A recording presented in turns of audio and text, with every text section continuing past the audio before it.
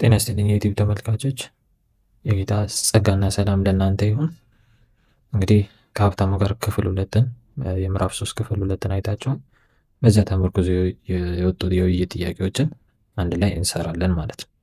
ይሄም የሚሆንበት አንድ ላይ ምንሰራው እንግዲህ በጥናቱ የምታስታውሱትን ኢቫሉዌት ለማድረግ ስለሆነ እናንተን የበለጠ መጽሐፉን አጥንታችሁ ስትጨርሱ የሚቀርላችሁ ሀሳብ እንዲኖር ያደርጋል።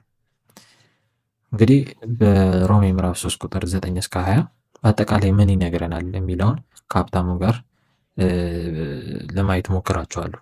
ጳውሎስ በዚህ ክፍል አይሁድና አሕዛብን ሲያነጻጽር ትመለከታላችሁ። ያ ማለት አይሁድም አሕዛብም የሚወክለው የትኛውም የሰው ልጅ እንግዲህ በእግዚአብሔር ፊት እኩል መሆኑን፣ ይህም በክርስቶስ በኩል የተሰጠው የማዳን ስራ ለሁሉም ሰው እኩል እንደሆነ እንድትረዱ ሲባል ነው። እንግዲህ ምዕራፍ 3 ቁጥር 10 ላይ ጻድቅ የለም አንድስ እንኳ የሚለው ሀሳብ ማንም ሰው በራሱ ስራ ወይም በስነ ምግባሩ ሃይማኖት ስላለው በሃይማኖት ልማዱ ወይም በሕግ መጠበቁ እኔ ከእግዚአብሔር ፊት ነፃ ነኝ ወይም ከፍርድ ነፃ ነኝ ሊል የሚያስችለው አይደለም። እንግዲህ የመጀመሪያው ጥያቄ ጳውሎስ አይሁድም ሆኑ አሕዛብ በኃጢአት ስር መሆናቸውን አበክሮ የሚገልጸው ለምንድን ነው? ጳውሎስ አይሁድም ሆኑ አሕዛብ በኃጢአት ስር መሆናቸውን አበክሮ የሚገልጸው ለምንድን ነው? ሰው በራሱ ፊት ወይም በራሱ ጽድቅ መመካት አይችልም፣ መመካትም የለበትም። ሮሜ ምዕራፍ 3 ቁጥር 9 ላይ አይሁድስ ይሻላሉን? እንደምንም አይሻሉ፣ አይሁድና ግሪኮች ሁሉ በኃጢአት ስር እንዳሉ አስቀድመን ከሰስን ብሎ ይናገራል። እና ይህ በጣም አስፈላጊ ነጥብ ነው። ለምሳሌ ሁለት ሰዎች አሉ ብለን እናስብ። የመጀመሪያው ሰው እኔ ብዙ ጊዜ እሄዳለሁ፣ እጸልያለሁ፣ ለሰዎች እረዳለሁ ብሎ ቢያስብ፣ ሁለተኛው ሰው ደግሞ እኔ ከእሱ የተሻልኩ ነኝ ብሎ ቢያስብ፣ ጳውሎስ ሁለታችሁም የእግዚአብሔር ፍጹም መስፈርት አልደረሳችሁም እዛ ጋር ብሎ ነው የሚያስበው ወይም የሚናገረው። ስለዚህ የወንጌል መሰረት እኔ ከእርሱ በልጣለሁ የሚል አይደለም ማለት ነው። አያችሁ፣ የወንጌል መሰረት ሁላችንም የጸጋ ፍላጎት አለብን የሚል ነው። ሁላችንም ጸጋው ያስፈልገናል የሚል ነው። የወንጌል መሰረት ይሄ ነው። ለምሳሌ ሮሜ ምዕራፍ 3 ቁጥር 23 ላይ ሁሉ ኃጢአትን ሰርተዋልና ከእግዚአብሔርም ክብር ጎድለዋል ብሎ የሚናገረው እንግዲህ በየቦታው የምንለጥፈው መኪናችን ውስጥ የምናደርገው ቤታችን ውስጥ የምናደርገው ጥቅስ ነው። ይህንን አድርገን ስናበቃ ግን ሌላውን እንኮንናለን፣ ሌላውን ለማሳነስ እንሞክራለን። ለራሳችን ምሕረት ለሌላው ፍርድ ነው የምንጸልየው። እንደዛ መሆን የለበትም። ሮሜም እንደዛ አይደለም ያስተምረን። መክብብ ምዕራፍ 7 ቁጥር 20 ላይ ደግሞ ኃጢአትን የማይሰራ ጻድቅ ሰው በምድር ላይ የለም ብሎ በአራት ነጥብ ይዘገዋል ማለት ነው። አንደኛ ዮሐንስ 1:8 ላይ ኃጢአት የለብንም ብንል ራሳችንን እናስታለን። ኃጢአት የለብኝም ብሎ አንድ ሰው ቢናገር ራሱን የሚያስተው ሌላ ሰው አይደለም። ሌላ ሰውንም ቢያሳስት እግዚአብሔርን ማንም ሊሸውደው አይችልም።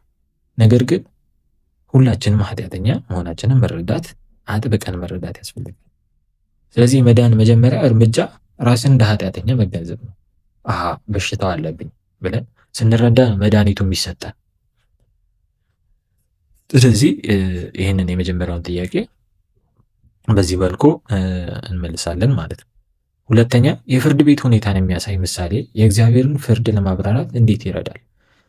ምንድነው? ከታሪካዊ ዳራ እያስገባን ጳውሎስ የፍርድ ቤት ኬዞችን ያውቃል። በዛ በነበረበትም ሰዓት የሮማ የፍርድ አሰራር ነው አሁንም ድረስ የምንጠቀመው እና ያንን ስለሚረዳ የሮም ሰዎችም ተደራሲያኑ እነሱ ስለሆኑ ያንን ሲያነቡት እንደሚረዱ በማሰብ ስለሆነ የወጣው ጥያቄው የፍርድ ቤት ሁኔታን የሚያሳይ ምሳሌ የእግዚአብሔርን ፍርድ ለማብራራት እንዴት ይረዳል የሚል ጥያቄ አለ። እንግዲህ በጣም ጥልቅ የሆነ ነጥብ ነው። ጳውሎስ አዲስ ነገር እየፈጠረ አይደለም የሚያወራው። የሰው ችግር ከጥንት ጀምሮ በቅዱሳት መጽሐፍት እንደተገለጠ እያሳየ ነው። ለምሳሌ ሮሜ ምዕራፍ 3 ከ10 እስከ 12 ሰው ጻድቅ አይደለም ይላል። ሮሜ ምዕራፍ 3 ቁጥር 13 ላይ አፍና ንግግር ችግር አለበት ይላል። ሮሜ ምዕራፍ 3 ቁጥር 14 ላይ አፍ ክፉ ነገር ሊናገር ይችላል ይላል። ምዕራፍ 3 15 17 ድረስ ሰው ጥፋትንና ግጭትን ይፈጥራል ይላል። ምዕራፍ 3 ቁጥር 18 የችግሩ ስር የእግዚአብሔር ፍርሃት በዓይናቸው የለም ይላል። ለምንድን ነው እንደዚህ ብሎ የሚናገረው ጳውሎስ? ለምን ብላችሁ ታስባላችሁ? ለምን ይሄ ያስፈለገ? ጳውሎስ ምን ለማሳየት ፈልገው? ጳውሎስ የሚያሳየው ኃጢአት የሰውን አንድ ክፍል ብቻ አይጎዳም፣ መላውን ሰው ነው የሚነካው። ያ ማለት አእምሮ ተጎድቷል፣ አፍ ተጎድቷል፣ ልብ ተጎድቷል፣ እግር ተግባር ተጎድቷል፣ ግንኙነት ተጎድቷል። በውጭ የምናደርገው ኃጢአት ውጭውን ውስጡንም ነው የሚያረክሰው። ለምሳሌ ቢሰጣችሁ ውሃ ውስጥ ያለ ምንጭ ተበክሎ ከሆነ ችግሩ በመጨረሻ የሚወጣው ውሃ ብቻ አይደለም፣ ምንጩ ነው። ምንጩ ችግር ካለበት ቀጣይ ያለው የውሃ መስመር በጠቅላላ ቀጣይ ፍሰቱ የተበከለ ነው የሚሆነው። ምንጩ ከተበከለ። ምንጩ ካልተበከለ ግን ዳርቻው ላይ ከምንጩ አልፎ ቢበከል ምንጩ እያጠራው ይሄዳል። ምንጩ ከተበከለ ግን አጠቃላዩ የውሃ ፍሰት እየተበከለ ነው የሚሄድ። እንዲሁም ኃጢአት በውጫዊ ተግባር ብቻ አይጀምርም፣ ከልብ ይመነጫል። ከልብ ነው የሚመነጭ፣ በሀሳባችን ነው የሚጀምረው። ከዚያ ያንን ደጋግመን በምናስብበት ሰዓት ደጋግመን ያንን ስናብሰለስል ምኞት ኃጢአትን ትጸንሳለች። ስለዚህ ምንድነው ማድረግ ያለብን? መጀመሪያ የሚመጣው ሀሳብ ከእግዚአብሔር ሀሳብ ጋር መሆኑን ምን ማድረግ አለብን? ትክክል መሆኑን ማስተያየት አለብን። ከእግዚአብሔር አሁን የማስበው ሀሳብ ከእግዚአብሔር ሀሳብ ጋር የሚሄድ ሀሳብ ነው ወይ የሚለውን ማሰብ መቻል አለብን። ከዛ በኋላ እንግዲህ ያው ምንድነው የማስበው ሀሳብ? የበቀል ሀሳብ ነው የማስበው? ስለምንድን ነው የማስበው የሚለውን ችግሩን ከፈታን በኋላ የእግዚአብሔር ሀሳብ መሆኑን ቼክ ማድረግ ያስፈልጋል። ከዛ በኋላ አይ ይሄ ከእግዚአብሔር ሀሳብ ጋር አይሄድም ብለን ሌላ ነገር ማሰብ ነው፣ አቅጣጫችንን መቀየር። ልክ እንደዛ ኃጢአት በውጫዊ ተግባር ብቻ የሚጀምር አይደለም፣ በልባችን የሚጀምር ነው። ከማርቆስ ምዕራፍ 7 ቁጥር 20 እስከ 23 ጋር ይገናኛል። ኢየሱስ ክፉ ነገሮችን ከሰው ልብ እንደሚወጡ ያስተምረናል። ጳውሎስ እንግዲህ የፍርድ ቤት ሁኔታን የሚያሳይ ነገር ነው የሚያስቀምጠው እዚህ ጋር።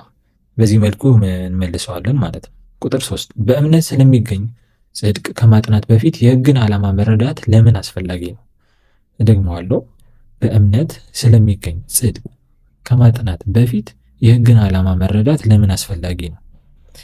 እንግዲህ በምዕራፍ 3 ቁጥር 20 ላይ ሥጋ ሁሉ በሕግ ሥራ በፊቱ እንደማይጸድቅ እናውቃለን፣ በሕግ ኃጢአት ማወቅ ነውና። በቀላሉ ሕግ አያድንም፣ ሕግ ያሳያል ማለት ነው። ሕግ አያድነንም፣ ሕግ የሚያሳይ ነገር ነው። ምሳሌ ሁላችንም የምንጠቀመው መስታወት አለ። መስታወት ፊታችን ላይ ያለ ቆሻሻን ያሳየናል፣ እድፍ ካለብን ያሳየናል። ግን መስታወቱ ራሱ ቆሻሻውን አያጥብልንም፣ እኛ ነን የምናጥበው። እንዲሁ ሕጉ ኃጢአትን ያሳያል። ይህ ኃጢአት ደግሞ ከውጭ በመስታወት እያየን እንደምናጸዳው ቆሻሻ አይደለም፣ ከውስጥ ስለሆነ ያንን የውስጥ ቆሻሻ የውስጥ ኃጢአት የሚያወጣልን ኢየሱስ ክርስቶስ ነው። ስለዚህ የኃጢአት መፍትሄ ኢየሱስ ነው ማለት ነው፣ ወንጌሉ ነው። ይህን ልዩነት መረዳት አለብን ማለት ነው። ሕጉ መጥፎ ነው ብላችሁ ታስባላችሁ? አይደለም። ምክንያቱም ሮሜ ምዕራፍ 7 ቁጥር 12 ሕጉ ቅዱስ ነው ይላል፣ ትእዛዙም ቅዱስና ጻድቅ መልካም ነው ይላል። ስለዚህ ችግሩ በሕጉ አይደለም። እንግዲህ ምዕራፍ 3 ላይ ነን አሁን። በምዕራፍ 7 ቁጥር 12 ላይ ስንደርስ ሀሳቡን በትንታኔ እናየዋለን። ግን ሕጉ ችግሩ አይደለም። ስለዚህ ምንድን ነው ችግሩ? ሕጉ እኮ ፍጹም ነው፣ ነገር ግን እኛ ፍጹማን አይደለንም። ሮሜ ምዕራፍ 3 ቁጥር 20 ላይ ሕጉ ኃጢአትን ማወቅ እንደሚያመጣ ይናገራል። ለምሳሌ ፍጹም ቀጥተኛ መስመር እንዲሳል ተብሎ እንደሆነ እስቲ እናስብ። እንደሚስል ሰው የሆነ ወረቀት ይዘን ቀጥ ያለ መስመር እንደሚስል ሰው እናስብ።